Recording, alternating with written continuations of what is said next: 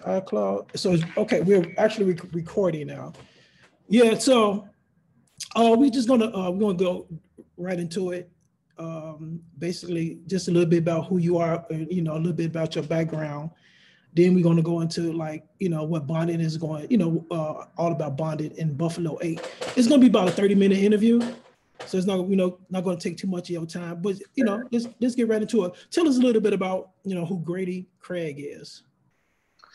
Grady Craig, that's a tough question. I'm probably the amalgamation of a bunch of different people and influences, namely family, supporters, friends, teachers, my colleagues here, producers, filmmakers, you name it.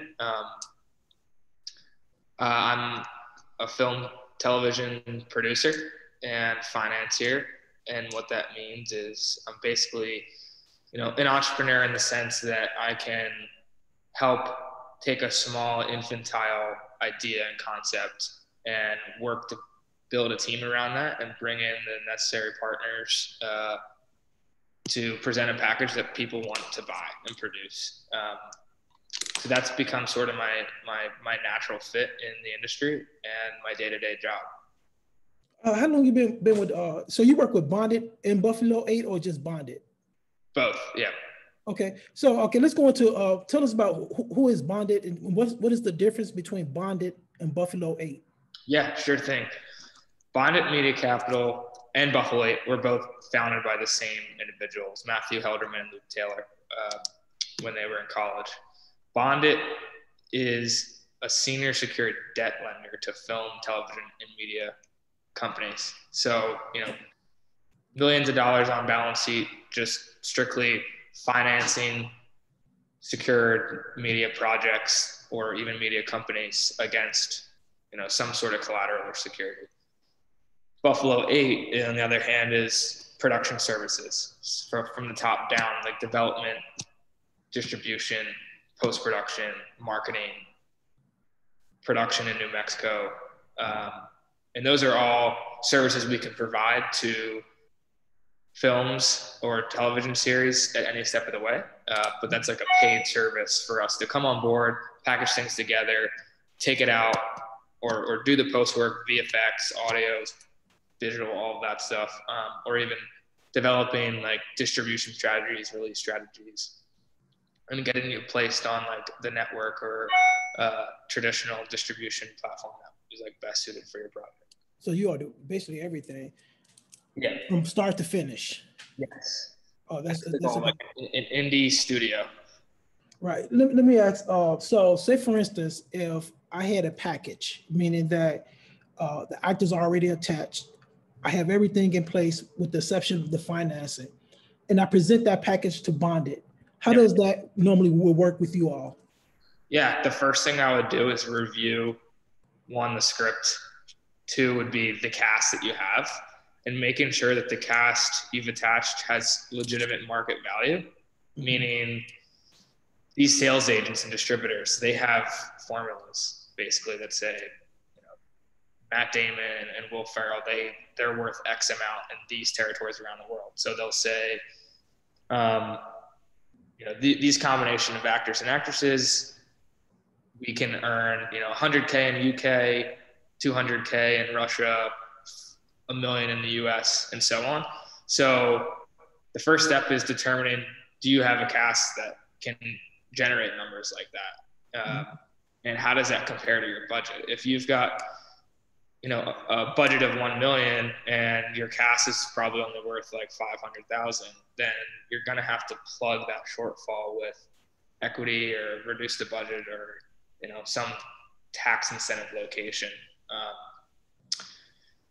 So that'd be the first thing for Bondit.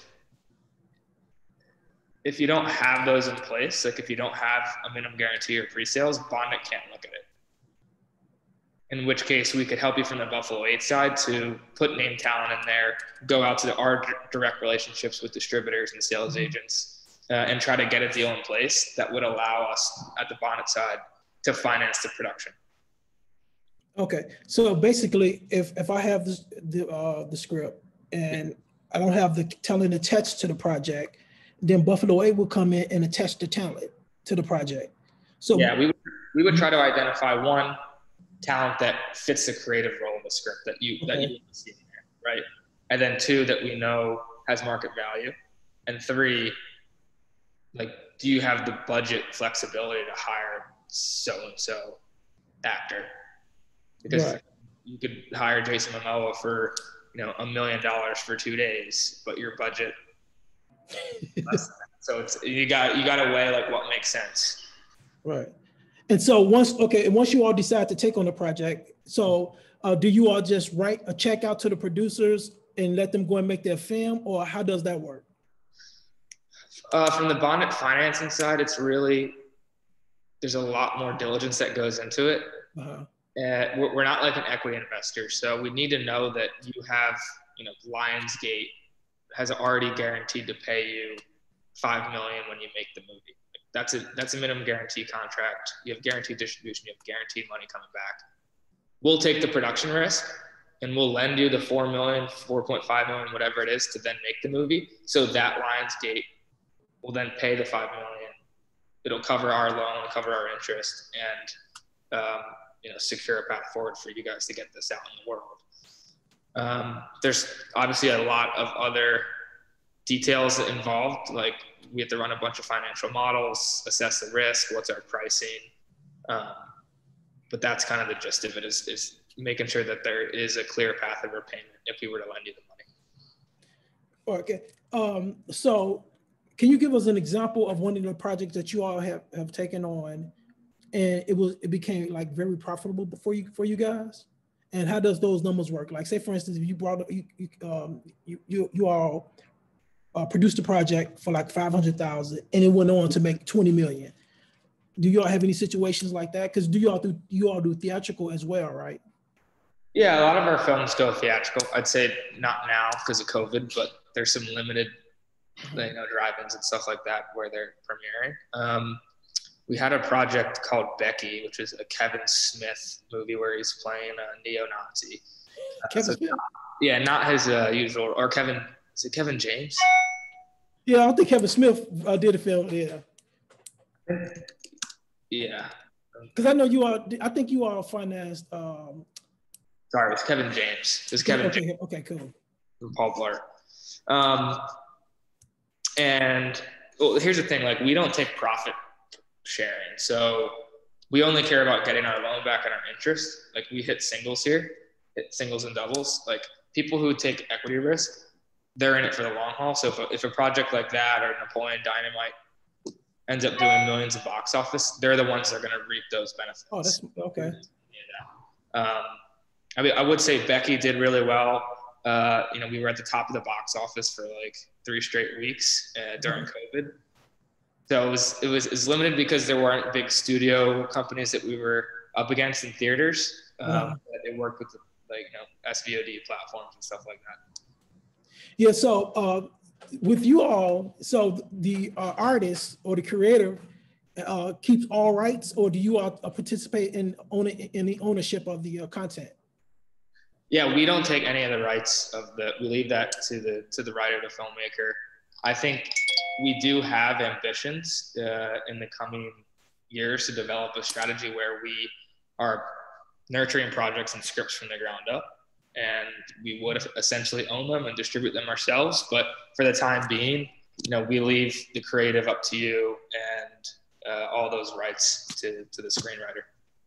Yeah. So, like, if I come in and once the financing is in place, I just want to just be clear, like, for those who are going to be listening. Yep. Once the financing in place, you all would not just cut a check out to the producer. You all, because you all also on ABS, which is a payroll system, right? Yeah. So, do all your projects go through this payroll system, or how does it work in terms of payout to get the projects made?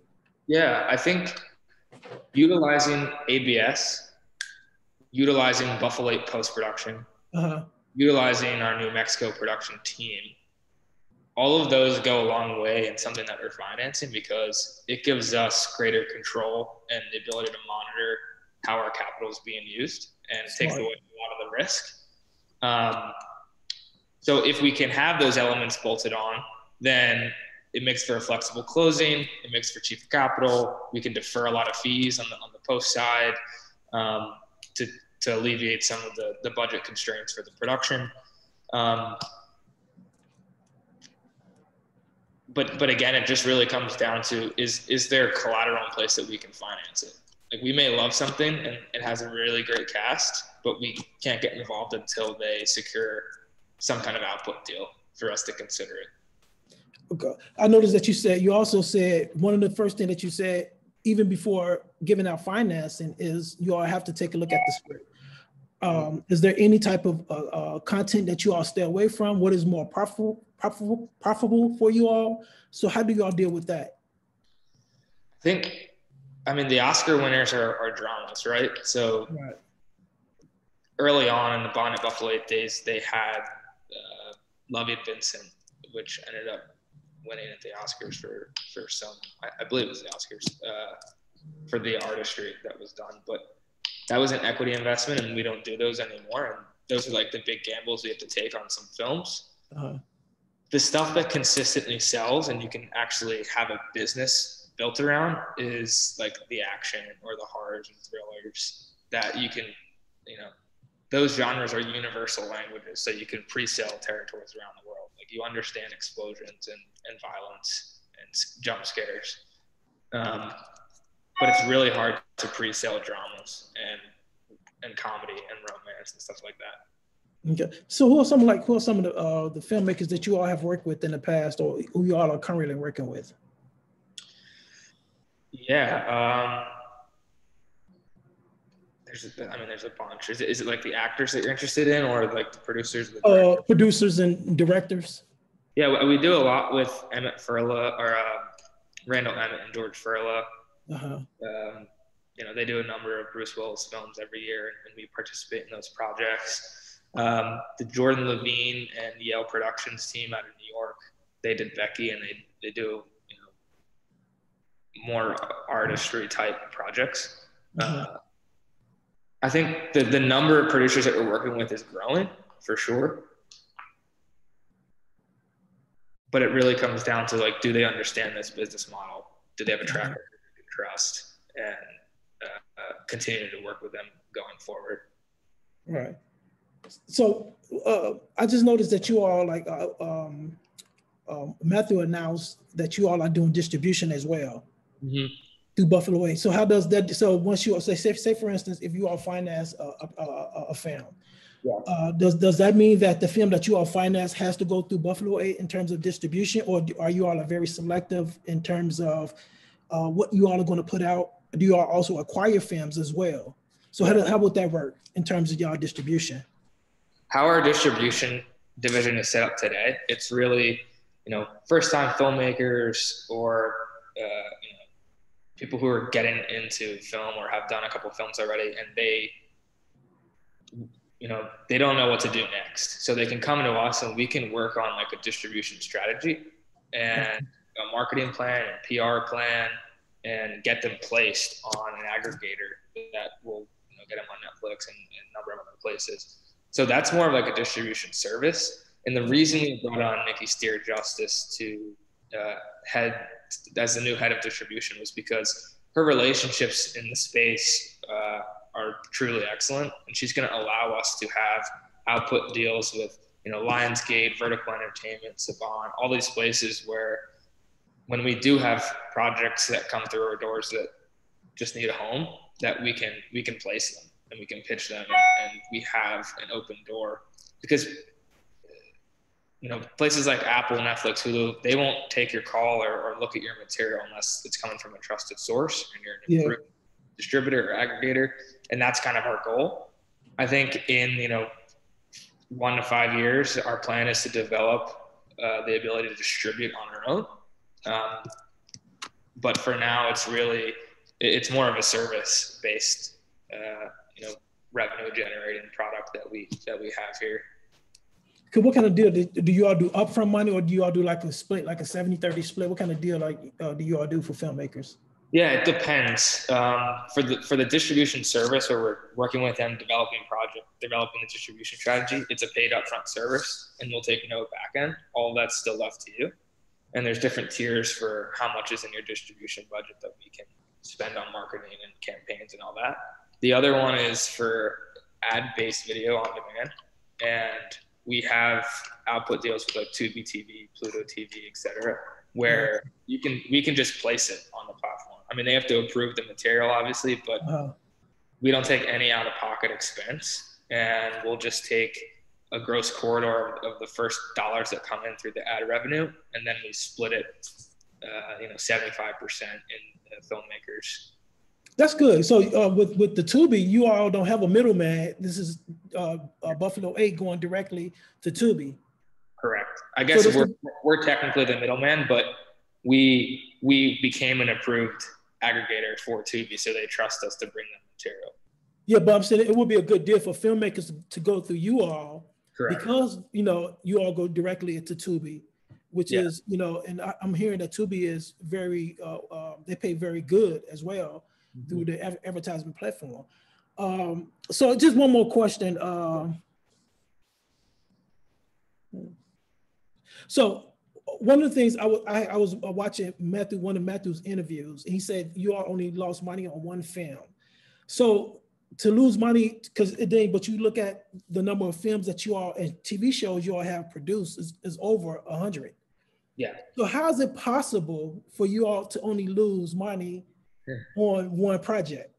I think that was probably earlier days when we didn't have the security protocols and the financial modeling that we do now to assess how risky is this. And taking it a little bit further, we also have these other bolt-on production services like post and ABS and actual production teams, so that if things do go wrong and maybe we're not on set or overseeing it, we can take it over, put the right producers in place that we work with, give it to our post house who they're QC guaranteed, and we'll ensure that they can deliver to Lionsgate or whoever the distributor is, on time, all the specs are correct. So we have this ability we have some damage control capacity here and flexibility. And that just comes from us being producers first before we're financiers and understanding the needs of filmmakers and what they need, versus if we were just bankers looking at this as like secured collateral, all the just risk from afar. I think that's a lot more difficult to manage from that respect, versus let's get our hands, in the weeds with these guys and figure out what they need and solve for it together. All right. This is my last question. I promise. I'm gonna let you go. Okay. So just for clarity, if a director is directing a project that you all financed and he already has his or she, they have their producers in place, you are giving them the financing. So Lionsgate, let's just say Lionsgate approved the budget and you got the MJ. And like she said, the second week of filming, things go wrong have you all ever been in a situation where you had to fire a director or a producer? Yeah. No, that happens before.